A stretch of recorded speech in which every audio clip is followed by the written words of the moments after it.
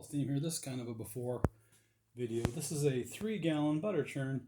I've actually got the hand crank flywheel off to a machinist to have a groove turned in it.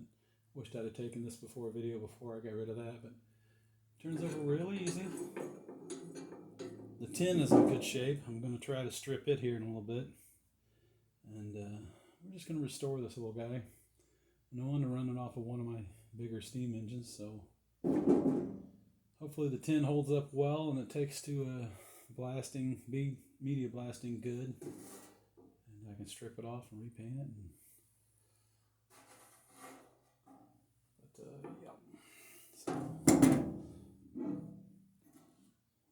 Paddles are in good shape.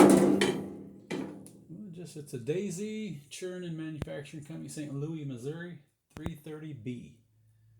That's a Dazey butter churn. So here we are. All right, be back later. Hopefully restored. Bye now.